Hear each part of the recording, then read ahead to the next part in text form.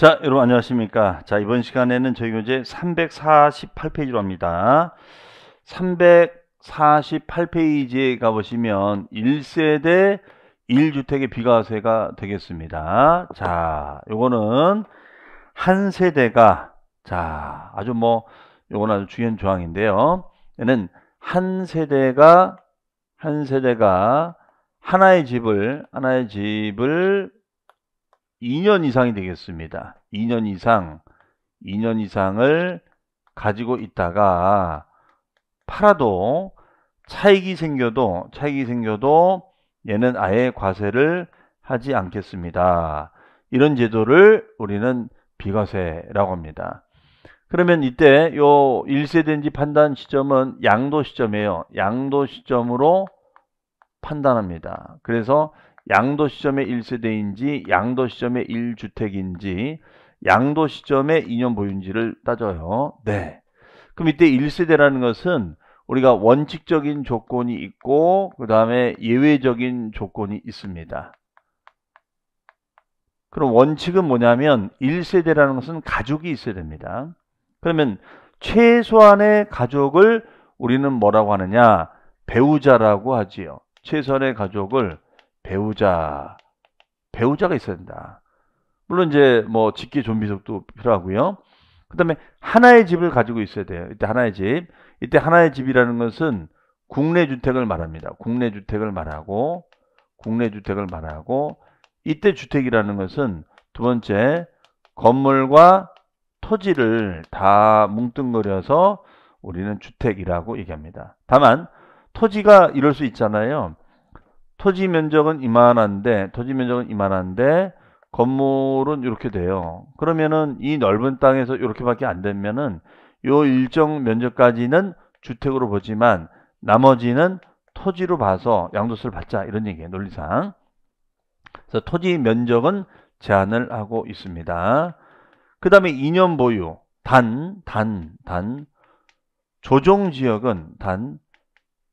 조정지역은 2년 이상을 거주를 해야 돼요. 2년 이상 거주. 2년 이상을 거주를 해야지만이 얘는 비과세가 가능합니다. 네. 조정지역이 아니면 2년 보유가 되는 거고 조정지역은 2년 이상 거주가 되면 비과세 혜택을 볼 수가 있다. 그러면 이때 거주라는 것은 전입일로부터 출발해서 우리가 전출일까지를 말한다. 이거예요. 전입일로부터 출발해서 전출일까지를 말합니다. 네, 이것을 우리는 1세대 1주택 2년 보유라고 얘기합니다. 다만 불가피한 사유가 되면은 인정해 주겠다. 즉 배우자가 없을지라도 1세대로 보는 경우가 있다 이거예요. 즉 어떤 경우냐? 만약에 30세 이상이 된다거나 아니면 뭐 이혼을 한다거나 아니면 소득 증명이 가능한 거예요. 30세 이상이 되거나 아니면 이혼을 하거나 소득 증명 등이 가능한 거야. 이런 조건이 되면은 이거는 우리가 1세대로 봅시다. 이런 얘기예요. 이해되시겠죠? 무슨 말인죠? 네. 그런데 주택도 이제 마찬가지입니다. 요게 이제 이슈인데 여기에는 이제 우리가 희한한 주택이 있어요. 고가 주택도 있고 공유 주택도 있고 그 다음에 다가구 주택도 있고요. 그 다음에가 네 번째는 뭐냐면 우리가 집이 두 채예요. 집이 두 채인데 일정 특례 요건에 해당이 되면 요 주택을 한 채로 볼 수 있는 경우가 있습니다. 예를 들어서 우리가 만약에 결혼을 해요. 혼인을 합니다. 그러면 남자도 집이 있고 여자도 집이 있잖아요. 그래서 결혼하다 보니까 집이 두 채가 된 거예요. 어쩔 수 없잖아요. 자, 부모님을 모십니다. 그래서 여기는 아버지가 계시고 여기 아들이 있는 거예요. 아들이 아버지를 모시는 거예요. 그러다 보면은 집이 두 채가 될 수가 있잖아요. 이해되시겠죠? 자, 이런 상황이 됐을 때는 주택수를 한 채로 보자. 한 채로 봐서 비과세 혜택을 주겠습니다. 그래서 요 집이 고가주택이냐, 공유주택이냐, 다가구 주택이냐, 아니면 혼인, 동거 봉양 목적으로 집이 두 채가 된 거냐, 이런 조건을 따지자는 얘기예요. 그 다음에 다섯 번째는 얘가 조합원의 입주권이 되면 어떻게 할 것인가. 조합원의 입주권이 되면은 얘는 어떻게 할 것인가. 그러면 입주권도 우리 세법상은 주택으로 간주하겠다 이거예요. 주택으로 간주하겠습니다. 이렇게 해석을 하고 있습니다. 그러면 얘는 주택으로 보자 이런 얘기죠. 그 다음에 2년 보유 조정지원 2년 거주가 되는데 불가피한 사유가 생겼을 때는, 자, 이거는 불가피한 사유. 이때 불가피한 사유라는 것은 2년 보유 2년 거주라는 조건을 지키지 못했어요. 그랬을지라도 오케이 인정해 주겠다. 그럼 여기에는 뭐가 있냐면, 자, 첫 번째가 비자발적인 처분이 수용당한 거야. 그 수용당해서 어쩔 수 없이 우리가 집을 팔게 된 거예요. 그 다음에 두 번째는 뭐냐면 건설 임대주택입니다. 두 번째는 건설 임대주택이에요. 그럼 건설 임대주택으로 임대 관리하다가 분양 전환된 거야. 그래서 양도가 된 겁니다. 그럴 수 있잖아요. 세 번째는 뭐냐면 취약상, 근무상, 그 다음에 질병상 형편이 생겼을 때는, 이때는 어쩔 수 없잖아요. 특히 근무지 이전, 질병 암 판정을 받아서 지방으로 내려갑니다. 자, 이랬을 때는 전 주권은 1년 이상 거주예요. 1년 이상 거주가 되면은 오케이 인정을 해주겠습니다. 이런 얘기입니다. 그래서 수용되거나 건설 임대 주택이거나 취약 근무 질병. 네. 그 다음에 이제 네 번째는 수용 건설 임대 취약 근무 질병상 형편. 자, 이런 조건 등. 그 다음에 이제 해외로 이민 가는 거죠. 출국입니다. 출국을 한다는 것은 이민 등을 말하는 거죠. 이민 등을 말합니다. 자, 이렇게 됐을 때는 우리가 2+2, 2년 보유, 2년 거주 요건을 충족하지 않더라도 오케이를 해주겠다. 이렇게 얘기를 하고 있습니다. 자, 그러면 요거는 우리가 설사 이런 조건을 만족하지 못하더라도 우리가 혜택을 볼 수가 있습니다. 이런 얘기예요. 그럼 여기서 이제 고가주택 얘기합니다. 고가주택이라는 것은 우리가 이게 9억 초과였거든요. 그런데 이것이 지금 최근에 개정이 돼서 9억에서 12억으로 개정이 됐습니다. 그래서 12억을 넘었을 때 얘는 고가주택으로 보자. 이거 중요한 얘기가 되겠습니다. 그러면 고가가 되면은 아무리 1세대 1주택 2년 보유 거주라 할지라도 이 경우에는 비과세 적용을 받을 수가 없습니다. 이 얘기예요. 비과세를 받을 수가 없습니다. 이 얘기예요. 그 다음에 공유주택은 이제 공유지분이 있는 거야. 그래서 공유주택은 공유지분이 있어서 얘는 각각의 소유로 봅니다. 각각의 소유로 보자. 공유는 각각으로 보자. 공유는 각각으로 보자 이거예요. 각각. 네. 그러면 얘가 이제 공유주택이 이렇게 있으면은 을 병이 있으면은 얘는 5대 3대 2면은 각각 하나의 주택으로 보자. 이런 얘기가 되겠죠. 그 다음에 다가구는 전체를 하나로 보자. 다가구는 전체를 하나로 보자는 거예요. 전체를 하나로 봐서 혜택을 주겠다.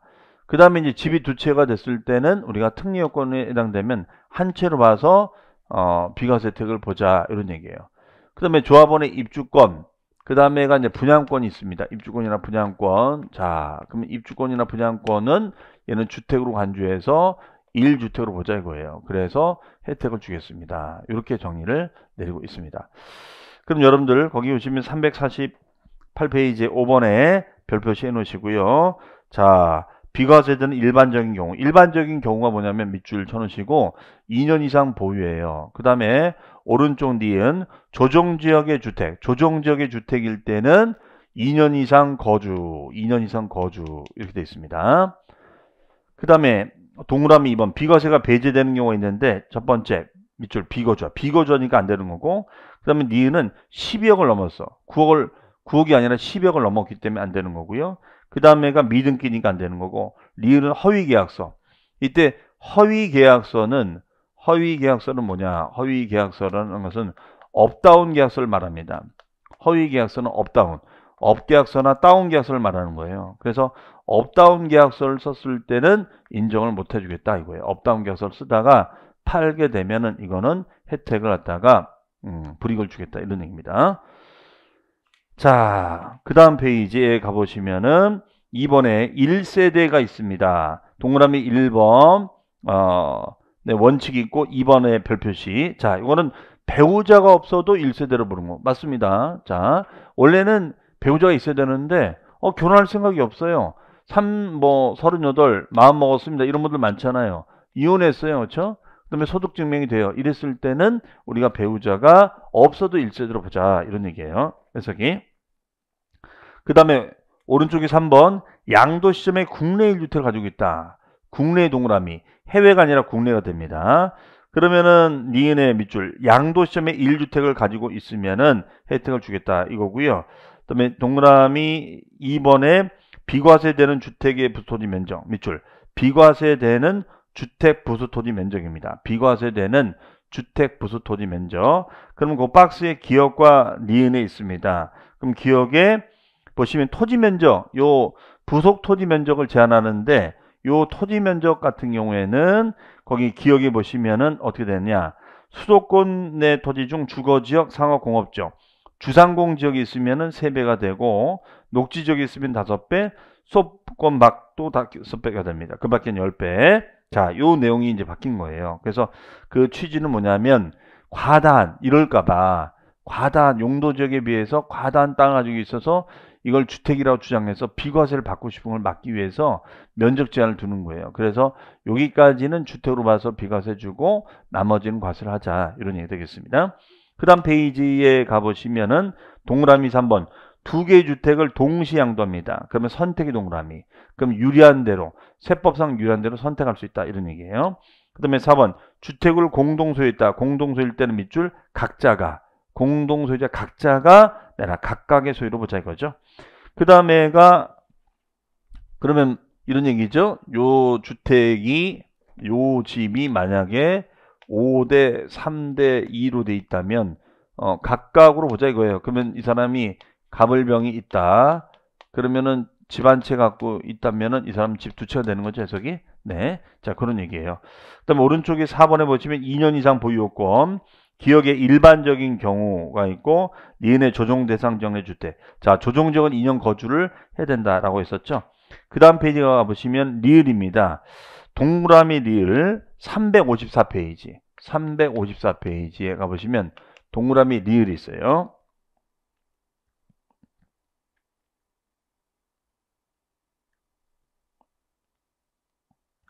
자, 동그라미 리을은 뭐냐면요. 올해 개정된 거예요. 이거는 어떤 내용이 개정이 됐냐면 집이 한 채가 있고 그 다음에 집이 또 한 채가 이렇게 있어요. 자, 이렇게 돼 있습니다. 그럼 이 상황에서 이게 A주택이 되고 얘가 B주택이 됩니다. 이해하시겠죠?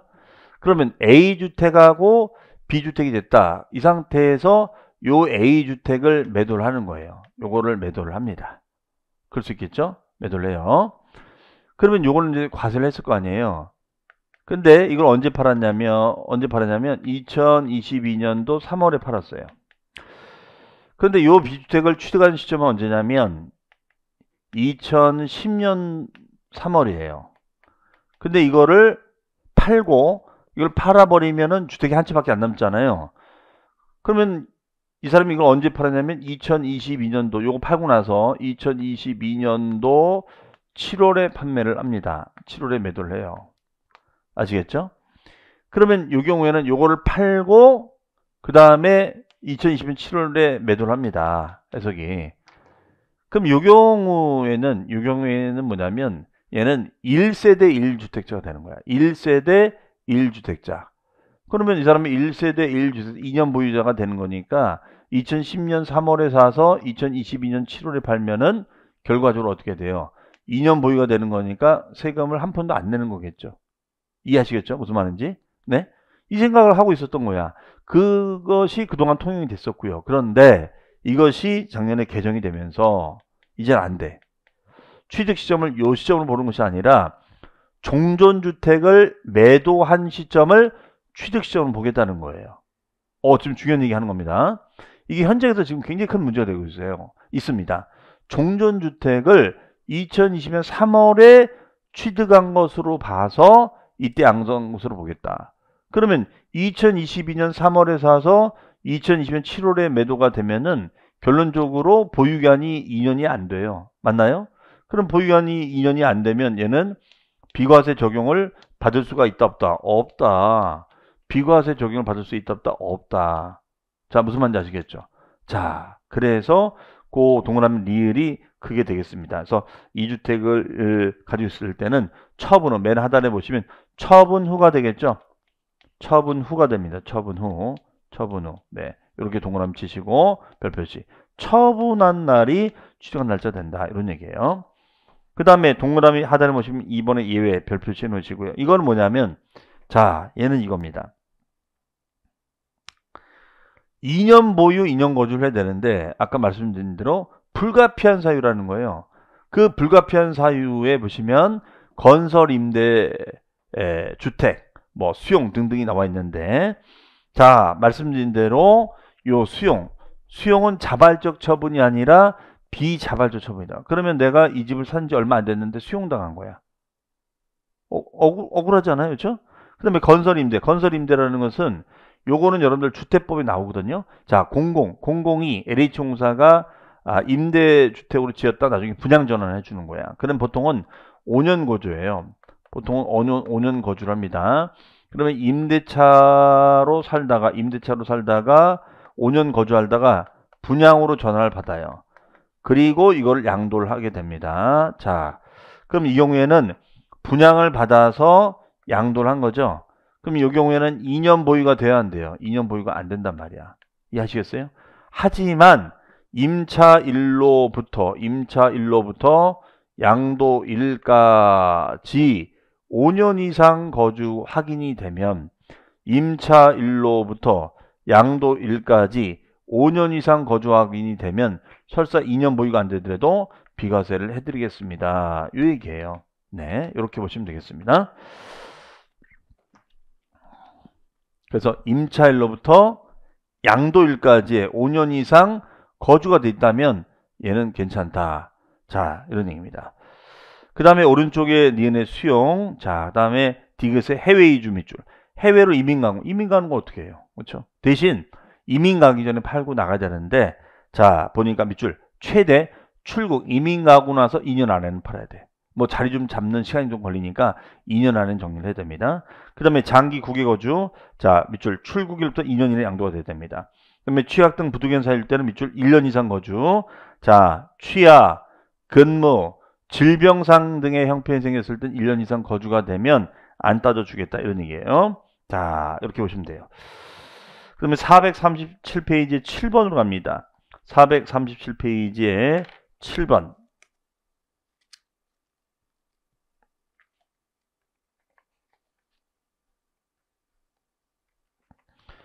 거기 보시면 이제 문제가 있는데 이 문제 가지고 한번 풀어볼게요. 자, 보시면 거주자의 양도소득세 비과세에 관한 설명으로 옳은 것은 1번 437페이지에 7번입니다. 437페이지에 동그라미 7번. 자, 이 내용 가지고 문제 풀어볼게요. 옳은 것은 1번 국내 1주택만을 보유하고 있는 1세대가 해외로 이민 가서 세대전원이 출국했습니다. 자, 세대전원이 우리가 이민 갈 수 있다고 그랬죠? 그러면 출국하고 나서 뭐 좀 정리하는 데 시간이 걸리니까 자, 대신 우리가 파는 거 인정해 줄게. 대신 출국 후 2년 안에는 정리해야 돼. 2년 이내는 양도하자. 2년 이내는 양도를 해라. 3년이 아니라. 그 다음에 그 3번 직장의 변경으로 주거 이전했을 땐 6개월 거주한 주택을 양도하면 비과세다. 6개월이 아니라 취약, 근무, 질병상 형편이 생겼을 땐 1년 이상 거주해요. 그럼 1년 이상을 거주했다면은 2년 보유 안 해도 혜택을 주겠다. 그 다음에 실지거래가 13억 원인 1세대 1주택 양도가 됐을 때는 전부 다 비과세냐. 자, 12억이죠. 그럼 12억을 넘었을 때는 우리가 10억 초과분만 과세해야겠죠. 10억을 넘는 것만.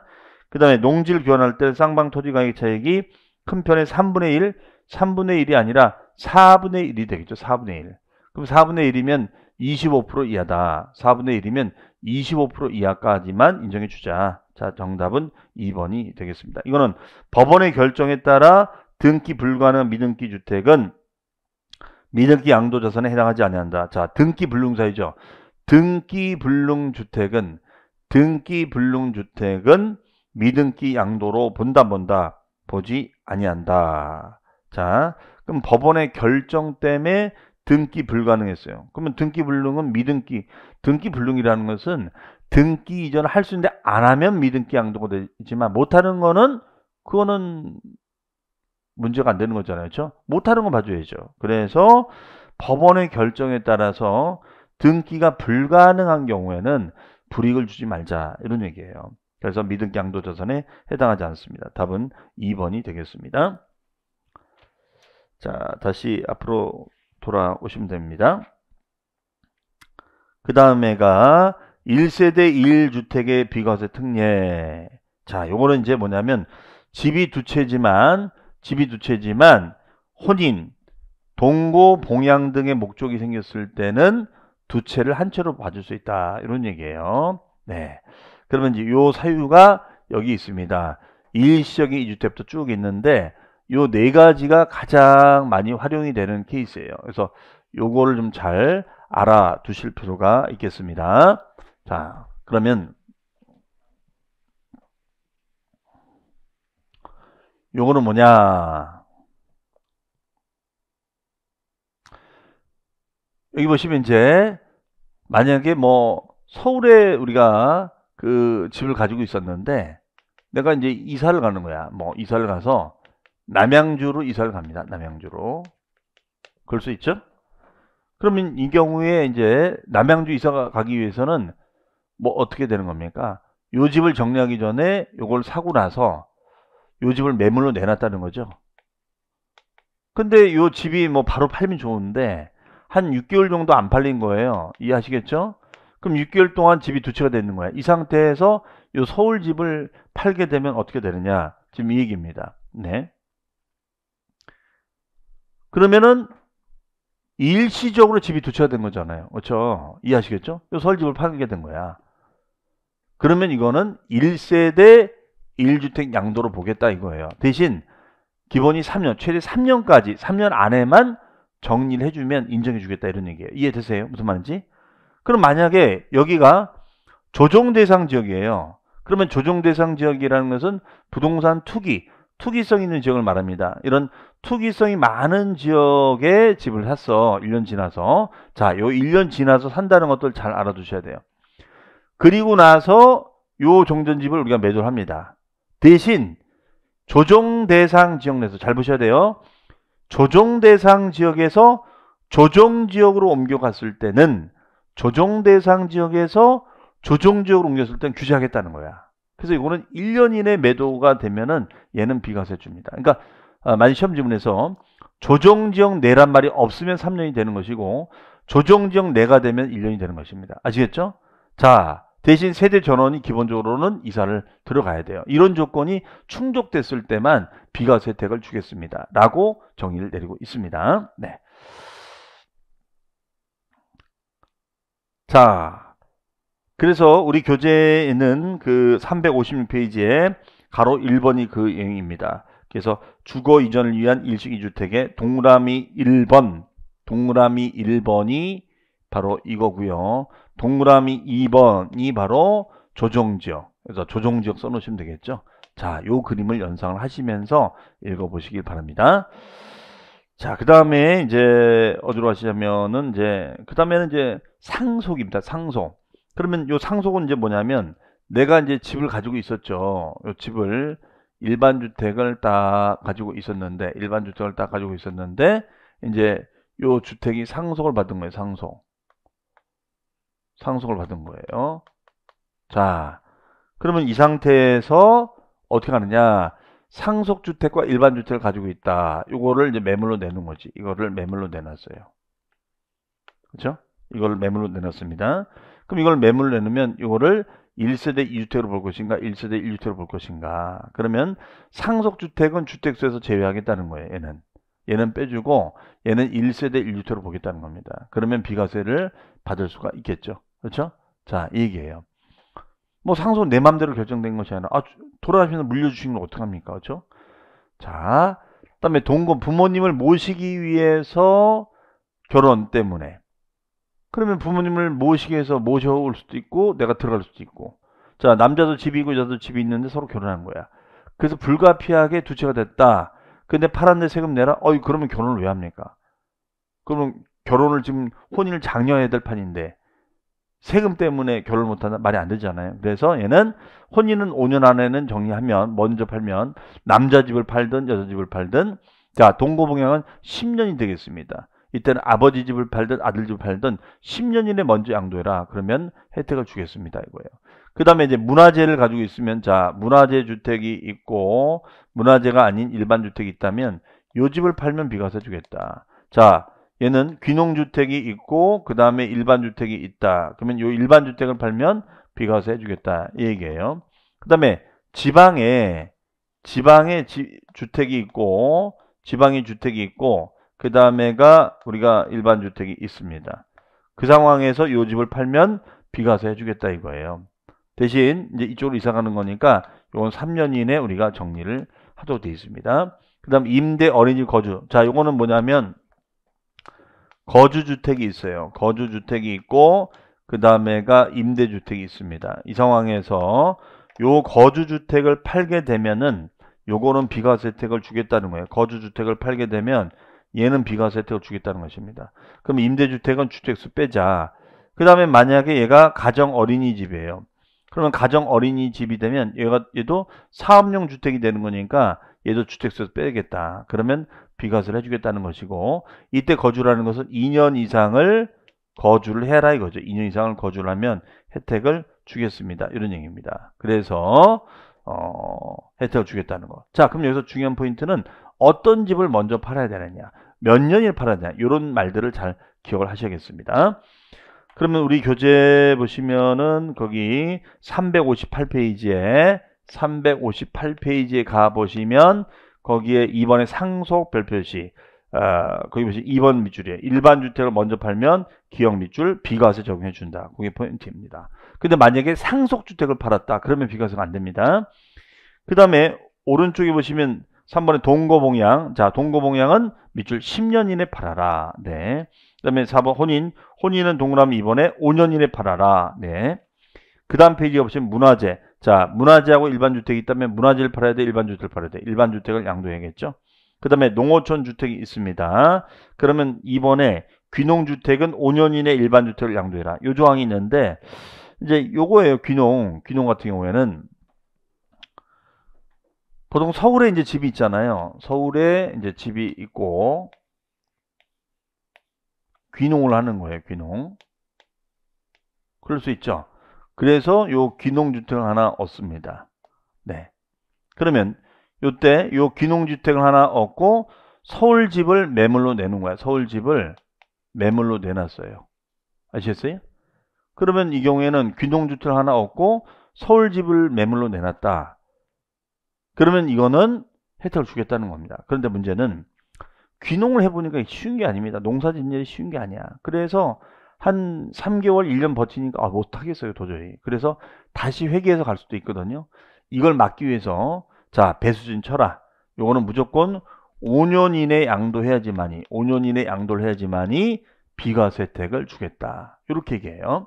그래서 귀농주택을 사고 나서는 5년 이내 저 집을 팔아라. 그러면 혜택을 주겠습니다. 이렇게 정의를 하고 있어요. 그 다음에 그 361페이지 가보시면 361페이지에 가보시면 맨 하단의 7번에 실수요 목적의 수도권 밖 지방 소재 주택입니다. 그럼 세 번째 줄 밑줄 3년 이내에 일반 주택을 양도해라. 네. 그 다음 페이지 8번에 장기 임대 주택이 있습니다. 오른쪽 363페이지 보세요. 363페이지 보시면 그 그림이 나와 있죠. 자, 그림을 보시면은 거주주택 임대, 장기임대 어린이집. 분명히 그랬죠. 제가 2년 거주를 하는 집에서 임대주택을 가지고 있다. 어린이집을 가지고 있다. 이런 것들은 사업 목적의 주택이야. 맞아요? 그러면 사업 목적의 주택은 주택세에서 빼주겠다는 것이고, 거주주택을 팔면 비과세 주겠다는 것입니다. 대신 2년 거주해라. 2년 거주를 해야 된다. 여기서 2년 거주의 의미는 조정지역이냐 아니냐 이런 거 안 따지겠다는 거예요. 조정지역이냐 아니냐 조정적이냐 아니냐 이런 거 안 따지고 무조건 거주주택을 양도하면 비과세 혜택을 주겠습니다. 이렇게 정의를 하고 있습니다. 그러면 363페이지에 거기 1세대 주택의 특례 별표시 해놓으시고, 자, 거주주택은 종전주택을 팔아라. 동거봉역 혼인은 먼저 팔아라. 동거봉역은 10년, 혼인은 5년, 지방소재주택은 3년이 되겠습니다. 그래서 일반주택, 다만 장기임대나 어린이집은 거주주택을 팔아라. 이때 거주라는 것은 2년 이상을 거주해라. 2년 이상을 거주해라. 이렇게 정의를 내리고 있습니다. 자, 그 다음에가 그 9번에 재개발 재건축 조합원의 입주권 양도가 되겠습니다. 자, 요 입주권은 거의 출제는 안 하지만 포인트는 좀 알고 계시겠어요. 거기 그 박스에 나와 있는 기업과 니은에다가 별표시 해 놓으시고요. 자, 요거는 뭐냐면 요런 얘기가 되겠습니다. 원래 입주권은 이제 재건축 재개발 아파트에 입주할 수 있는 자격을 말합니다. 그 자격을 말하는데, 입주권도 팔면은 입주권, 조합원의 입주권도 이걸 주택으로 간주하겠다는 거예요. 주택으로 간주를 하겠습니다. 이렇게 얘기를 하고요. 그런데 입주권만 주택으로 보는 것이 아니라 또는 분양권도 주택으로 간주하겠다 이런 얘기예요. 그럼 이 상황에서 내가 만약에 요 빌라가 있었는데 요 빌라가 입주권을 바뀌었다. 분양권 바뀌었다. 그러면 이걸 한 채로 보겠다는 거예요. 그러면 1세대 1주택 양도로 봐서 비과세 혜택을 드리겠습니다. 이렇게 얘기합니다. 그 다음에 두 번째는 뭐냐면, 그러면 이번에는 얘가 입주권을 가지고 있는데 내가 주택을 구입해요. 주택을 구입합니다. 자, 요거를 취득을 해요. 그럴 수 있잖아요. 그럼 주택을 취득하면 얘가 이제 신주택이 되는 거고 얘가 종전주택이 되는 거예요. 그러면 얘는 일시적인 2주택 사유가 돼서 종전주택을 팔면 비과세 혜택을 주겠습니다. 이겁니다. 대신 요거는 3년 이내 매도를 해라. 3년 이내 매도를 하면은 비과세 혜택을 주겠습니다. 이렇게 합니다. 그래서 신주택을 사고 나서 3년 이내 팔아라. 그러면 혜택을 주겠습니다. 이거예요. 자, 그런데 거기에 분양권도 들어간다 이거죠. 그러면 이 상태는 우리가 분양권을 팔거나 입주권을 팔 때는 다른 집이 없어요. 대신. 그래서 그 박스가 바로 그런 내용이 되겠습니다. 그 다음에 7번에 원칙은 비과세 배제가 있는데 7번에 이건 뭐냐면, 자, 원래는 두 채야.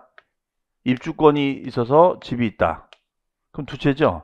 분양권이 있고 또 집이 있다. 그럼 두 채예요. 그럼 세금 내야 되는데 얘가 만약에 일시적인 2주택 사유가 됐을 때는 비과세 혜택을 주겠다. 이렇게 정의를 하고 있어요. 그래서 그 예외 밑줄 비과세 하는 경우에 동그라미 1번 일시적으로 1주택과 입주권을 가지고 있다면, 자, 그렇게 있습니다. 일시적으로 입주권과 주택을 가지고 있다면 이거는 혜택을 주자. 이런 얘기가 되겠어요. 자, 그 정도 보시면 되겠고, 그 다음에 370페이지 가십니다.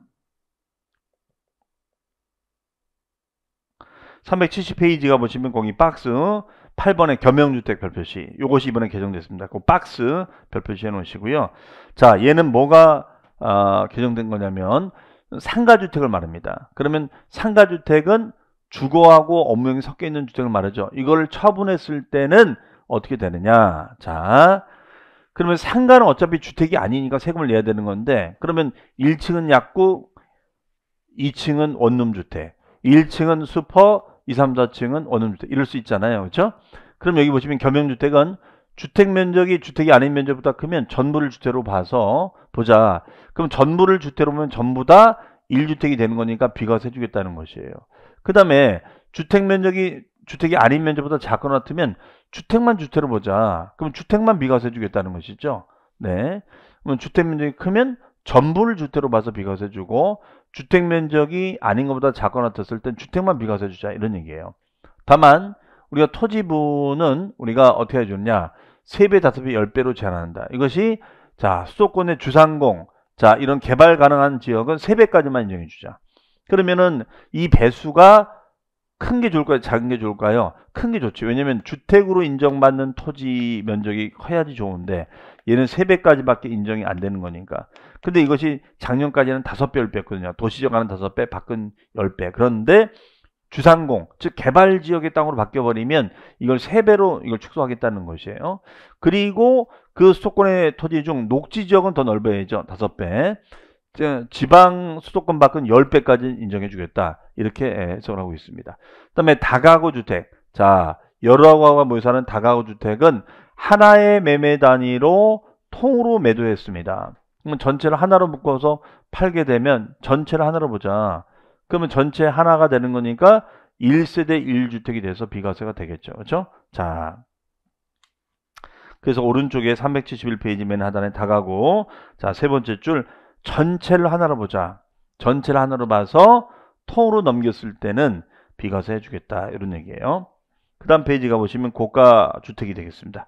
자, 10번의 고가주택은 얼마 실지거래가액이 10억을 초과하는 주택. 1번의 별표시 올해 개정됐습니다. 작년에는 9억 초과해서 12억으로 개정됐다라고 보시면 되겠습니다. 그 다음에 제5절의 양도세 면제 경감. 자, 양도세 면제 경감은 비과세는 안 되더라도 양도소득세를 면제 경감. 면제 써놓으세요. 100% 감면. 이 100% 감면은요, 비과세는 아니야. 그러면 얘는 비과세보다 더 좋으냐? 아니요, 비과세가 제일 좋은 거고, 감면은 한도가 있어요. 한도 내에서 감면해 주는 거고, 신청을 해서 승인을 맡아야 돼요. 그러한 경우에만 우리가 감면 혜택을 줍니다. 자, 그래서 여러분들 8년 이상 작용농지를 팔게 되면 감면해 주는데, 맨 하단에 100분의 100 체크해 놓으시고, 그 다음에가 377페이지 가보세요. 377페이지. 자, 이번 기본 강의 때는 제목에다만 밑줄 쳐놓을게요. 농지의 내토에 대한 양도세 감면. 377페이지. 자, 감면 요건 나와 있고, 그 다음 페이지 가보시면 3번에 감면 한도. 얘도 100% 감면 받는데, 대토라는 것은 대신 다른 땅으로 가져갑니다. 그러면 1년간은 1억. 그럼 최대한 5년간 대토할 수 있거든요. 대신 다른 땅으로 가져갈 수 있는 게 5년. 그럼 5년간 땐 최대 2억 원까지 한도로 감면해 주겠습니다. 이렇게 보시면 되겠습니다.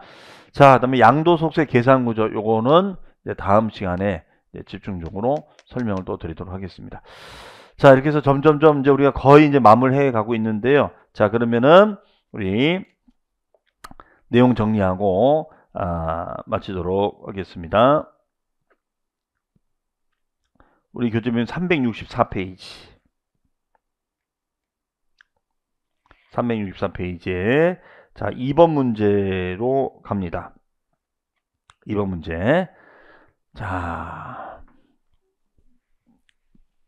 요거 하나 풀고 이제 정리하겠습니다. 얘는 1세대 1주택에 해당되고요. 고가주택. 자, 12억이라고 했었죠. 근데 10억에 해당하지 않고 등기된 주택이다. 비과세 대상이 아닌 것은 1번 서울시는 조정지역입니다. 얘는 조정지역이거든요. 그러면 조정지역에서 집을 가지고 있다면 5년 동안 보유하고 3년 동안 거주했다면 자, 기본이 뭐죠? 2년 보유 2년 거주잖아요. 그러니까 비과세가 되는 거죠. 그래서 조정지역일 때는 2년 이상 보유 플러스 거주다. 잊지 마시고요. 부산광역시에 소재하는 주택 1년 동안 보유. 2년 보유가 안 돼. 하지만 해외로 이민, 해외 이민 갔을 때는 2년 보유가 안 돼도 혜택을 준다고 했었죠. 다만 양도일로부터 1년 6개월, 즉 출국일로부터 2년 이내 양도됐다 이런 얘기죠. 그러니까 혜택을 주겠다 이런 얘기입니다. 자, 세 번째 틀렸는데 1년밖에는 보유가 안 됐어요. 그런데 6개월 거주했는데 근무상 형편. 자, 그러면 바로 뭐냐면 이 얘기거든요. 취약상, 근무상, 질병상 형편이 생겼을 때는 주의할 점이 1년 이상 살아야 돼. 그러면 1년 살다가 집을 뭐 팔고 넘어간 거 그거는 인정해 주겠다. 그거는. 근데 얘가 6개월밖에 거주가 안 돼 있잖아요. 만약에 1년 6개월이면 오케이죠.